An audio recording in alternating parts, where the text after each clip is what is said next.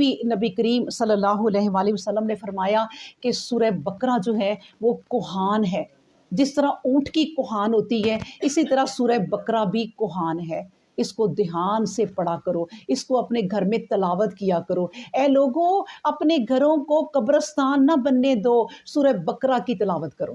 پھر نبی کریم صلی اللہ علیہ وسلم نے فرمایا کہ جس گھر میں سورہ بقرہ پڑھی جاتی ہے وہاں شیطان نہیں آتا۔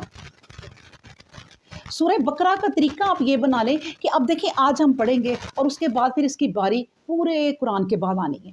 ٹھیک ہے نا؟ کیونکہ روز روز اگر آپ عورتیں سوچتی ہیں، ہم سوچتے ہیں کہ روز ہی اگر ہم سورۃ بقرہ کو پڑھیں گے تو پھر کیا کریں ہم باقی قرآن کا؟ تو اس کا بہترین طریقہ یہ ہے کہ کبھی تو آپ تلاوت اس کی لگا چھوڑا کریں، روز ہی سورہ بقرہ کی جتنی بھی سن سکیں کوئی بات نہیں، پھر یا اس کی 12 13 14 20 25 آیات زبانی یاد کر لیں اور وہ روز صبح فجر کی نماز میں پڑھ لیا کریں، کیونکہ فجر کی نماز نبی کریم صلی اللہ علیہ وسلم کہتے تھے لمبی، ذرا نبی کریم صلی اللہ علیہ وسلم لمبی پڑھتے تھے، صرف فجر کی نماز میں قرات لمبی کرتے تھے ذرا، تو اس میں آپ بھی فجر کی نماز جو ہے نا وہ ذرا لمبی پڑھا کریں، اس کے سجدے بھی زیادہ لمبے کیا کریں، اس کے رکوع بھی زیادہ لمبے کیا کریں، کیونکہ وہ وقت اللہ اور بندے کے درمیان ایسا ہے جس میں کوئی چیز حائل نہیں ہے، دنیا کے کام نہیں ہے،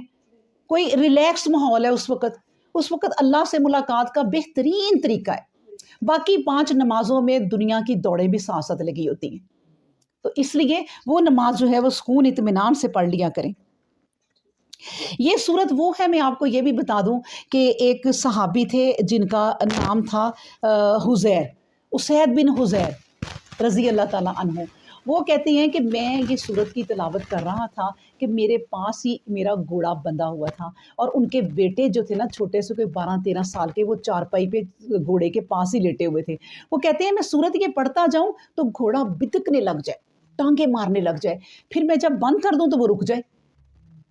نبی کریم صلی اللہ علیہ وسلم سے انہوں نے اس کا ذکر کیا، نبی کریم صلی اللہ علیہ وسلم نے کہا کہ جب تم یہ صورت پڑھتے تھے تو فرشتے نظر آتے تھے گھوڑے کو بھی، کیونکہ جانوروں کو نظر آ جاتے ہیں، تو اگر تم پڑھتے رہتے تو وہ فرشتے زمین پر ہی آ جاتے اور تم لوگوں سے آ کے مصافحہ کرتے، سلام کرتے۔ یہ صورت اتنی اہم ہے۔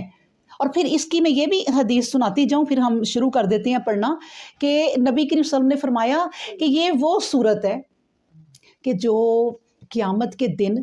تم پر بادلوں کی صورت میں یا پرندوں کے جھنڈ کی صورت میں تم پر سایہ کر دے گی، تمہیں بچا لے گی، یعنی تمہاری جو ہے نا وہ اس وقت تمہاری وہ گارڈ بن جائے گی ایک قسم کی کہ اللہ ان کو بخش دینا۔ یہ مجھے پڑھتے تھے۔ پھر نبی کریم صلی اللہ علیہ وسلم اس صورت کے بارے میں نا یہ بتا کے ذرا چپ ہو گئے تھوڑی دیر، اس کے بعد دوبارہ سے کہا کہ اور وہی آئی ہوگی، اور سورہ بقرہ کے ساتھ سورہ آل عمران، یہ دونوں صورتیں تم پر سایہ بن جائیں گی، یہ تمہیں بچائیں گی ان چیزوں سے جو کہ تمہارے گناہ ہوں گے۔